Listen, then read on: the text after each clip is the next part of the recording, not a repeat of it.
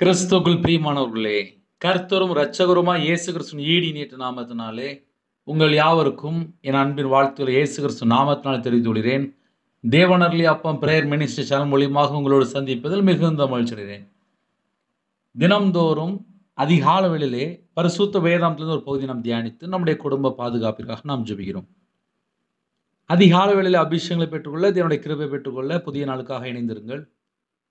40 நாள் உபவாச நாட்களிலே சிலுவை தியானம் மற்றும் உபவாச நாட்களுக்காக செய்தி, தூங்கும் முன்பாக இரவு நேரத்திலே உபவாச நாட்களில் என்ன செய்ய வேண்டும் என்று அநேக காரியங்களை நாம் தியானித்து கொண்டிருக்கிறோம். இந்த நாளிலும் பரிசுத்தமுள்ள ஓய்வு நாள். பரிசுத்தமுள்ள ஓய்வு நாளிலே சில குடும்பத்திலே வேற வேற தேசத்திலே இருந்து இணைந்திருக்கிறீங்க, வேற வேற சூழ்நிலையிலே இணைந்திருக்கிறீங்க. சில குடும்பத்தில் சர்ச்சைக்கு போக முடியாத சூழ்நிலை, சில குடும்பத்தில் விக்கிர வழிபாடில் இருக்காங்க, சில குடும்பத்தில் ஹாஸ்பிட்டல் இருந்து கூட செய்தி கேட்டுட்டு இருக்கிறீங்க, சில குடும்பத்தில் உபவாசத்தோடு இருக்கிறீங்க, சில குடும்பத்தில் அதிகால வேளையிலே ஆலயத்துக்கு கிளம்பிட்டு இருக்கிறீங்க. நாம் இந்த நாளிலும் ஒரு பகுதியை தியானிப்போம். யோவேல் 1 அதிகாரம் 14 வசனத்திலே, பரிசுத்த உபவாச நாளை நேமியுங்கள், விசேஷித்த ஆசாரிப்பை கூறுங்கள், மூப்பரையும் தேசத்தின் எல்லா குடிகளையும் உங்கள் தேவனாய் கர்த்தரின் ஆலயத்திலே கூடிவர செய்து கர்த்தரை நோக்கி கூப்பிடுங்கள்.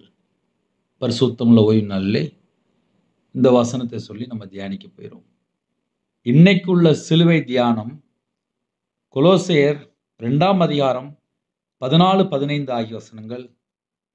நமக்கு எதிரடையாகவும் கட்டளைகளால் நமக்கு விரோதமாகவும் இருந்த கையெழுத்தை குலைத்து அதை நடுவில் இராதபடிக்கு எடுத்து சிலுவையின் மேல் ஆணி அடித்து துரைத்தனங்களையும் அதிகாரங்களையும் உரிந்து கொண்டு வெளியரங்கமான கோலமாக்கி அவைகளின் மேல் சிலுவையில் வெற்றி சிறந்தார். ஹல்லேலூயா. கிறிஸ்துவுக்குள் பிரியமானவர்களே, பிசாசை துரத்த வேண்டும் என்றால் இந்த வசனம் ஒரு முக்கியமான வசனம். எப்படி இயேசு கிறிஸ்து நாமத்தினாலே நாம் பிசாசை துரத்துகிறோமோ, விசுவாசத்தினாலே நாம் பிசாசுகளை துரத்துகிறோமோ, அதே போல இந்த வசனம் நமக்கு நல்ல புரிந்திருக்க வேண்டும். இந்த வசனத்துல நிறைய அர்த்தம் இருக்கு. நம்ம கொஞ்சம் தியானிப்போம். நமக்கு எதிரடையாகவும், நமக்கு எதிராக இருந்து செயல்படுகிற நபர் யாரு? பொல்லாத சாத்தான். இந்த பொல்லாத சாத்தான் என்ன பண்ணும் அப்படின்னா, பிறந்த நாள்ல இருந்து இந்த நிமிஷம் வரைய கர்த்தரை விட்டு தள்ளி போன பாவங்கள் என்ன இருக்கு, தலைமுறை சாபம் என்ன, நம்ம 24 மணி நேரத்தில் எங்கெல்லாம் மிஸ்டேக் பண்ணியிருக்கோம், அது அவ்வளவும் ஒரு பெரிய லிஸ்ட் மாதிரி நம்ம மேல நமக்கு ஆப்போசிட்டா அவன் பேசிட்டே இருப்பான். நமக்கு எதிரடையாகவும் கட்டளைகளால் நமக்கு விரோதமாகவும். 2வது பாயிண்ட் எப்படி கொடுக்க அப்படின்னா, நமக்கு விரோதமாக இருந்த கையெழுத்தை குலைத்து. முதல்ல நமக்கு எதிரடையாகவும் கட்டளைகளால். எப்படி கர்த்தருடைய 10 கட்டளை இருக்கு, கற்பனை இருக்கோ, அதே போல கர்த்தரை விட்டு நம்ம தள்ளி போறோம்ல, அது எல்லாமே கணக்குல இருக்கும். ஏன் நம்ம மனம் திரும்பணும், பாவ மன்னிப்பை பெற்றுக்கொள்ளுன்னு சொல்லும்போது நிறைய குடும்பத்தில் யோசிப்பீங்க, பிரதர் நான் ரட்சிக்கப்பட்டுட்டேன், நான் ஞானஸ்தானம் எடுத்துட்டேன், நான் ஞாயிற்றுக்கிழமை சர்ச்சைக்கு போகிறேன், நான் நற்கரணை எடுக்கிறேன், நான் பரிசுத்தவானா மாறியாச்சு, நான் நீதிமானா மாறியாச்சு அப்படின்னு சொல்லி நிறைய வசனம் நம்ம சொல்லுவோம். நானும் ரோமர்லாம் நல்லா படிச்சிருக்கேன். ஆரம்ப காலத்தில் விசுவாசத்தில் எப்படி வளரணும் எல்லாம் தியானித்து பார்த்துருக்கேன். கிறிஸ்துவுக்குள் அடக்கம் பண்ணப்பட்டிருக்கும், அவரோட இணைக்கப்பட்டிருக்கும். நீங்கள் மரித்தீர்கள், உங்கள் ஜீவன் கிறிஸ்துவுக்குள் தேவனுக்குள் மறைந்திருக்கு என்று வேதம் சொல்லிடுது. நிறைய வசனம் மனப்பாடமா படிச்சு வச்சிருக்கேன். ஆனால் நமக்கு ஆப்போசிட்ல ஒருத்தர் இருக்கான், அவன் எதிரி, நமக்கு விரோதமா இருக்கான், அவன் எப்போதுமே விரோதமா பேசிட்டே இருப்பான், நமக்கு எப்போதுமே ஆப்போசிட்டா எதிரியா செயல்பட்டுட்டே இருப்பான். நம்ம ஒரு வீடு கட்டணும் அப்படின்னா ஒரு தடையை கொண்டு வந்து போட்டுருவோம். ஒரு வேலைக்கா போகும்போது தடையை கொண்டு வந்து போட்டுருவோம். திருமணம் முடிக்கணுமா அங்க ஒரு தடை வந்துடும். கற்பத்துக்கு அங்க ஒரு தடை வந்துடும். இந்த தடையெல்லாம் நீங்கணும் அப்படின்னா இந்த வசனத்தை சொல்லி நம்ம ஜெபிக்கணும். முக்கியமான வசனம், நான் மறுபடியும் சொல்றேன், இந்த வசனம் ரொம்ப முக்கியமான வசனம். நமக்கு எதிரடையாக யாரெல்லாம் செயல்பட்டு கொண்டிருக்கா நமக்கு தெரியாது. ஆவிக்குரிய வாழ்க்கையிலே வானமண்டல பொல்லாத ஆவிகள் நமக்கு யுத்தம் உண்டு என்று எழுதப்பட்டிருக்கு. துரைத்தனம், அதிகாரங்கள், அந்தகார லோகாதிபதிகள், நமக்கு நிறைய யுத்தம் இருக்கு. அந்த யுத்தங்கள் நம்ம ஆவியில ஒவ்வொரு நாளும் வசனத்தை சொல்லி மட்டும்தான் நம்ம ஜெயிக்க முடியும். ஆட்டுக்குட்டியின் இரத்தத்தினாலும் சாட்சியின் வசனத்தினாலும் அவனை ஜெயித்தார்கள். பிசாசை ஜெயிக்கணும் அப்படின்னா நம்ம ஆவிக்குரிய வாழ்க்கையிலே வளரணும். நிறைய காரியங்கள் இருக்கு. நிறைய வசனத்தை மனப்பாடமா படிக்கணும். ஏன்னா சில குடும்பத்திலே ஆவிக்குரிய வாழ்க்கையில வளர முடியலன்னு சொல்லி நிறைய காரியத்துல யோசிச்சுட்டு இருக்கீங்க. சில குடும்பத்திலே கையில பைபிள் எடுத்து வாசிக்காமல் அப்படியே வாழ்ந்துட்டு இருப்பாங்க. ஆவிக்குரிய வாழ்க்கையில வளரணும் அப்படின்னா முதல்ல கையில பைபிள் எடுத்து வாசிக்கணும். நமக்கு அப்படின்னாலே நம்ம எல்லாருக்கும், அது எனக்கு மட்டும் இல்லை, நம்ம எல்லாருக்கும் நமக்கு எதிரடையாகவும் கட்டளைகளால் நமக்கு விரோதமோ இருந்த கையெழுத்தை குலைத்து, ஒரு பெரிய பத்திரம் இருக்கு, அந்த பத்திரத்தை கேன்சல் பண்ணா மட்டும்தான் ஆசீர்வாதம். சில குடும்பத்துல காலைல தூங்கி சொன்ன பொய் சொல்லியிருப்பாங்க. சில குடும்பத்துல ஏமாத்திருப்பாங்க. சில குடும்பத்துல களவாண்டு இருப்பாங்க. சில குடும்பத்துல கொள்ளை அடிச்சிருப்பாங்க. சில குடும்பத்துல கர்த்தரை விட்டு தள்ளி போய் பாவத்துல ஈடுபட்டிருப்பாங்க. அசுத்தத்துல மூழ்கி போய் வாழ்ந்திருப்பாங்க. துன்மார்க்கமா வாழ்ந்திருப்பாங்க. துரோகியா வாழ்ந்திருப்பாங்க. இப்படிலாம் பிரச்சனை இருக்கும்போது நம்ம ஞானஸ்தானம் எடுக்கிறோம். அவருடைய பிள்ளையா மாறியாச்சு. கிறிஸ்துவுக்குள்ள வந்தாச்சு. வந்ததுக்கு அப்புறம் நம்ம வாழ்க்கையில பாவம் தொடருதான்னு சொல்லி கொஞ்சம் செக் பண்ணி பார்க்கணும். ஜென்ம சுபாவம், பழைய எண்ணங்கள், அதை நம்ம எப்படி ஈஸியாக சொன்னால் புரியும் அப்படின்னா, கோபம், எரிச்சல், இதெல்லாம் பிசாசுனுடைய ஆயுதம் தான். பயம், சில குடும்பத்தில் பொய் பேசிக்கிட்டு இருப்பாங்க, சில குடும்பத்தில் களவு, சில குடும்பத்தில் திருடுறது, இது எல்லாமே பிசாசுனுடைய காரியம் தானே. இது எல்லாம் சில குடும்பத்தில் வெளியே தெரியாமல் நடந்துட்டு இருக்கும். இதை நம்ம நிறைய குடும்பத்தில் சொல்ல முடியும். ஆனால் சில குடும்பத்தில் நான்லாம் பர்ஃபெக்டாக இருக்கேன் அப்படிம்பாங்க. ஆனால் அவங்க மனசாட்சி சொல்லும். அப்போ இதுலேருந்து நம்ம எப்படி பிரதர் வெளியில் வரணும் அப்படின்னா, அந்த வசனத்தை சொல்லி நம்ம ஜெபிக்கணும். சிலுவையில் வெற்றி சிறந்தார் என்று எழுதப்பட்டிருக்கு. நமக்கு எதிரடையாகவும் கட்டளைகளால் நமக்கு விரோதமாக இருந்த கையெழுத்தை குலைத்து அதை நடுவில் இராதபடிக்கு எடுத்து, நமக்கும் தேவனுக்கும் நடுவில் என்ன இருக்கு அப்படின்னா பாவம் இருக்கும்.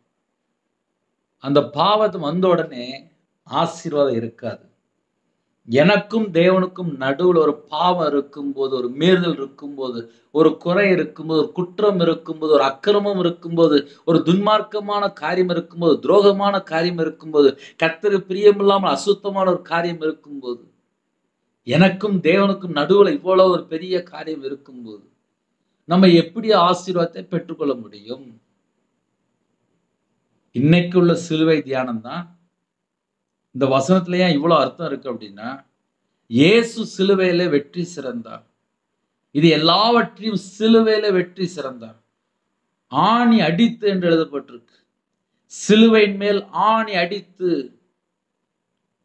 அதை நடுவில் இராதபடிக்கு எடுத்து சிலுவையின் மேல் ஆணி அடித்து. ரவிராஜ் இந்த நிமிஷம் வரை உயிரோட இருக்கான் அப்படின்னா காரணம் என்ன? கர்த்தரை விட்டு தள்ளி போய் என் வாழ்க்கையில் என்னென்ன காரியம் இருக்கோ அது எல்லாவற்றையும் சிலுவையின் மேல் ஆணி அடித்து துரைத்தனங்களையும் அதிகாரங்களையும் உரிந்து கொண்டு வெளியரங்கமான கோலமாக்கி அவைகளின் மேல் சிலுவையில் வெற்றி சிறந்தார்.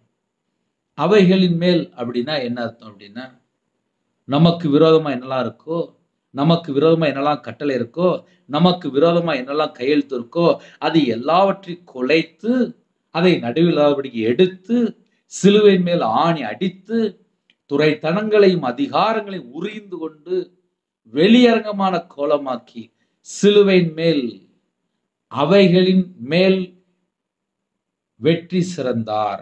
ஹல்லேலூயா.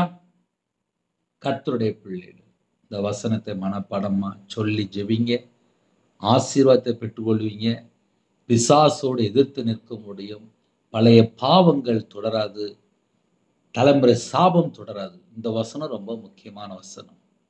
அதே போல கலாத்தியர் 3:13 ரொம்ப முக்கியமான வசனம். இன்று பரிசுத்தமுள்ள ஓய்வு நாள். நிறைய குடும்பத்துல சர்ச்சுக்கு போயிட்டு இருப்பீங்க. யோவேல் 1ஆம் அதிகாரம் 14ஆம் வசனத்திலே, பரிசுத்த உபவாச நாளை நேமிங்கள், விசேஷ ஆசரிப்பை கூறுங்கள், மூப்பரையும் தேசத்தின் எல்லா குடிகளையும் உங்கள் தேவனாய் கர்த்தரின் ஆலயத்திலே கூடி வர செய்து கர்த்தரை நோக்கி கூப்பிடுங்கள். நீங்க போற சர்ச்சில் உபவாச நாட்கள் இருக்கா? அதை நம்ம கொஞ்சம் யோசித்து பார்க்கணும். ஏன்னா கடைசி காலத்துல சில குடும்பத்திலே வேற வேற நாட்டுக்குள்ள இருக்கிறீங்க, வேற வேற இடத்துல இருக்கிறீங்க. சில நாட்டிலே சில இடத்திலே சர்ச் இருக்கு, ஆனா உபவாச நாள் இருக்காது. பரிசுத்த வேதாந்திலே கடைசி காலத்திலே எத்தனையோ ஊழியம் நடந்துட்டு இருக்கு. சில இடத்திலே கர்த்தரை விட்டு தள்ளி போயிட்டு இருக்கிறாங்க. பரிசுத்த உபவாச நாட்களை நேமிங்கள் என்கிறார். எதுக்காக? பரிசுத்தப்படுத்த, ஜனங்களை பரிசுத்தப்படுத்த வேண்டும் என்றால் எல்லாரும் கடைசி காலத்துல தேவனுடைய சமூகத்திலே உபவாசத்தோடு இருக்கும்போது கண்டிப்பாக நம்ம குடும்பம் ஆசீர்வதிக்கப்படும். பரிசுத்த உபவாச நாளை நேமிங்கள், விசேஷ ஆசரிப்பு கூறுங்கள், மூப்பரையும் தேசத்தின் எல்லா குடிகளையும் உங்கள் தேவனாய் கர்த்தரின் ஆலயத்திலே கூடி வர செய்து கர்த்தரை நோக்கி கூப்பிடுங்கள். கர்த்தரின் ஆலயத்திலே கூடி வர செய்து கர்த்தரை நோக்கி கூப்பிடுங்கள். யாரெல்லாம் நீங்க ஆலயத்துக்கு புறப்படுறீங்களோ, பரிசுத்தமுள்ள ஓய்வு நாள்ல காலையில சாப்பிடாம புறப்படுங்க. தேவனுடைய சமூகத்துல உபவாசத்தோடு ஜெபிங்க. கர்த்தரை நோக்கி கூப்பிடுங்க. உங்க குடும்பத்தை ஆசீர்வதிப்பார். ஆலயத்துக்குள்ள ஒருமனப்பட்டு எல்லாரும் தேவனை நோக்கி கூப்பிடும்போது கண்டிப்பாக உங்களுடைய ஆலயம் நிரம்பி வழியும். நீங்க போற சர்ச்சில் பரிசுத்தவெல்லாம் நிரப்புவார். அதே நேரத்திலே உங்க குடும்பம் ஆசீர்வதிக்கப்படும், உங்க தேசம் ஆசீர்வதிக்கப்படும், நீங்க இருக்கிற பட்டணம் ஆசீர்வதிக்கப்படும். இதெல்லாம் எப்பன்னு சொல்லி பார்க்கும்போது பரிசுத்த உபவாச நாளை நேமிங்கள். இப்ப நாங்க திருநெல்வேலி பகுதியில் இருக்கிறோம். மாசத்துல ஒரு உபவாச நாள் உண்டு. எல்லா சர்ச்சிலையுமே உண்டு. நீங்க இருக்கிற இடத்துல இருக்கா? வேற வேற நாட்டுல சில இடத்துல இல்லாம இருக்கு. கேட்டா டைம் இல்லை அப்படிம்பாங்க. சர்ச்சில் உபவாச நாட்களை நேமிங்கள் அப்படின்னு சொல்லி எழுதப்பட்டிருக்கு. அப்போ காலம் கடைசியா இருக்கு. திருநெல்வேலி பகுதியிலே மாசத்துல ஒரு நாள் இருக்கு. சில இடத்துல வருஷத்துல 40 நாள் உபவாசம் இருக்கு. இப்போ திருநெல்வேலி பகுதியிலே வருஷத்துல ஒரு 40 நாள் உபவாசம் இருந்து சில குடும்பத்தில் ஆலயத்தில் ஜெபம் பண்ணிட்டு இருப்பாங்க. லென்த்து காலம் சொல்லி இருக்கு. இப்படி நம்ம பல காரியங்களை நம்ம பார்க்க முடியும்.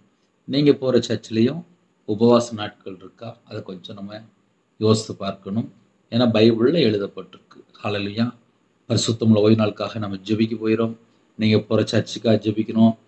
உங்க சர்ச்சில் மேய்ப்பனுக்காக ஜெபிக்கணும், சபை ஊழியருக்காக ஜெபிக்கணும், ஆவிக்குரிய பாஸ்டருக்காக ஜெபிக்கணும், மூத்த போதகர்களுக்காக ஜெபிக்கணும்.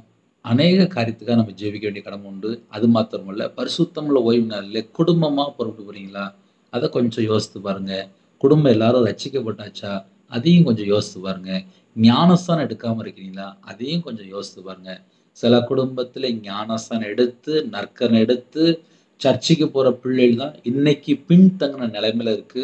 கர்த்தரை விட்டு தள்ளி போய் விக்கிரத்தில் உள்ள பிள்ளைகள போய் பழகி அந்நிய நோகத்துல போய் திருமணம் முடித்து கர்த்தரை விட்டு தள்ளி போய் இப்ப கடைசி காலத்துல இப்ப நிறைய கள்ள விதைகள் கர்த்தரை விட்டு தள்ளி போக ஆரம்பிச்சிட்டாங்க. இப்ப அப்படி சில காரியங்கள் அதிகமா தேசத்துக்குள்ளே ஜனங்களை கர்த்தரை விட்டு பிரிக்கக்கூடிய பொல்லாத ஆவிகள் செயல்பட்டு கொண்டிருக்கு. அப்போ இப்படிப்பட்ட காலத்துல நம்ம என்ன செய்யணும் அப்படின்னா, பிள்ளைகளுக்காக உத்தரவு எடுக்கணும், குடும்பத்துக்காக உத்தரவு எடுக்கணும். நீங்க போற சர்ச்சில் உள்ள ஒவ்வொரு குடும்பத்துக்காக உத்தரவு எடுத்து ஜெபிக்கணும். நிறைய காரியங்கள் இருக்கு. அதனால அதிகாலை வேளை நம்ம ஜெபிக்க போயிடும். ஒருமனப்பட்டு ஜெபிப்போம். உபவாச நாட்கள் இருக்கிறீங்க. இந்த பரிசுத்தமுள்ள ஓய்வு நாளிலே யாரெல்லாம் இணைந்திருக்கிறீங்களோ உங்க குடும்பத்தை கர்த்தர் ஆசீர்வதிப்பார், உங்க தேசத்தை ஆசீர்வதிப்பார். காலை வேளையிலே சர்ச்சுக்கு புறப்படுங்க. உங்க குடும்பத்துக்கு தேவ சமாதானம் நிரப்புவார். ஆலயத்துடைய நன்மைகளை பெற்றுக்கொள்வீர்கள். கண்களை மூடி நாம் ஜெபம் செய்வோம். அன்பின் கர்த்தாவே, உம்மை நன்றியோடு துதிக்கிறோம்ப்பா. பரிசுத்தமுள்ள ஓய்வு நாளிலே அப்பா அநேக குடும்பத்துல ஆலயத்துக்கு போயிட்டுருக்காங்க. ஒவ்வொரு குடும்பத்தையும் கர்த்தர் பரிசுத்தப்படுத்தி ஆசீர்வதிங்க. இந்த நாளுக்கான கிருபைக்காக நன்றி. உங்க கரத்துல எங்க எல்லாருடைய ஆவி, ஆத்துமா, சரீரம், சிந்தனை, நினைவு எல்லாம் அர்ப்பணிக்கிறோம் ராஜா. சிறுபிள்ளை முதற்கொண்டு முதியோர் எல்லா குடும்பத்தையும் அர்ப்பணிக்கிறோம். எந்தெந்த தேசத்துக்குள்ளே அப்பா உபவாச நாட்கள்ல விசேஷமா பரிசுத்தமுள்ள ஓய்வு நாளில் யாரெல்லாம் ஆலயத்து போயிருக்காங்களோ எல்லா தடையெல்லாம் நீக்கி உங்க பிள்ளைகளுடைய பாத்திரம் நிரம்பிவிட்டும் சகலவிதமான அப்பா வாசல் திறந்து உங்க பிள்ளைகளுக்கு திருப்தியாக கர்த்தர் ஆசீர்வதிக்க வேண்டும். எந்தெந்த குடும்பத்திலே எந்தெந்த உபத்திரத்தோடு எல்லா உபத்திரத்தையெல்லாம் கர்த்தர் மாற்றித்தாங்க ராஜா. சில குடும்பத்துல கணவர் ரட்சிக்கப்படாம இருக்காங்க, பிள்ளைகள் ரட்சிக்கப்படாம இருக்காங்க, ஞானஸ்தானம் எடுக்காம இருக்காங்க, சர்ச்சுக்கு போகாம இருக்காங்க, அந்நிய நோகத்துல போய் திருமணம். சில குடும்பத்துல கர்த்தரை விட்டு தள்ளி போயிட்டாங்க, சில குடும்பத்துல பொல்லாத வழியில போயிட்டாங்க, சில குடும்பத்துல பின்மாற்றம், சில குடும்பத்திலே அசுத்தமான பாவத்துல அடிமையில இருக்காங்க ராஜா. அந்த குடும்பங்கள் மனம் திரும்பணும். அந்த குடும்பம் இயேசு கிறிஸ்து நாமத்தினால மனம் திரும்பணும். இயேசு கிறிஸ்து ரத்தத்தினால, இயேசு கிறிஸ்து நாமத்தினால மனம் திரும்பணும்ப்பா. யாரெல்லாம் அந்த செய்தியை கேட்கிறாங்களோ அவங்களோட இதயத்துக்குள்ள பரிசுத்த ஆவியானவர் நீங்க பேச வேண்டும்.